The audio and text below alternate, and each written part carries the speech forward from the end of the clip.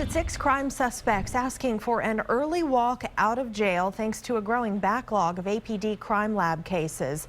The lab has been temporarily closed down for weeks. It's not just city leaders and victims' rights groups who want it back open as soon as possible. KXAN's Gigi Barnett spoke today to a defense attorney who says those who have been accused are stuck in limbo, too. More than 3,000 criminal cases with a 12 to 18-month wait for DNA processing. That's what victims faced before the police department shut down its crime lab last month. An independent review discovered the lab lacked qualified technicians and lagged in technology.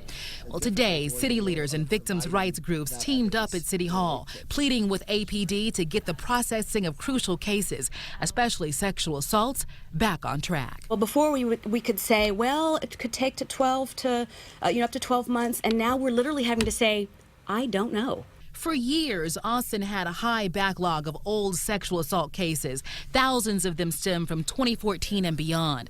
Well, thanks to a nearly $2 million grant, all of them will be processed by private out-of-state DNA labs. But that leaves 1,400 other cases, like murders and robberies, still sitting on APD's shelf collecting dust. And it will take at least 6 months to reopen the lab. So as a defense lawyer, it really puts you in a box where you can't move these cases. Defense attorney Mindy Montfort says a closed DNA lab will only force lawyers like her to start filing bonds, getting their clients out of jail. Plus, she says the first step in crafting a defense in court many times uses the DNA evidence from the city's crime lab. It really does hinder a defense attorney in trying to zealously defend their client when they don't know what the evidence shows. The next step now for the crime lab is to process those other 1,400 unsolved cases that include homicides, burglaries, and assaults.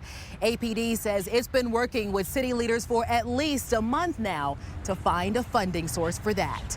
At City Hall, I'm Gigi Barnett, KXAN News. And that could prove to be a challenge. Forensic funding for the next budget is less than the year before. Take a look. Last year, the city budgeted just over $8.3 million for forensics, but this year's proposed city budget is for just over $7.9 million. That's almost $400,000 less. Tonight,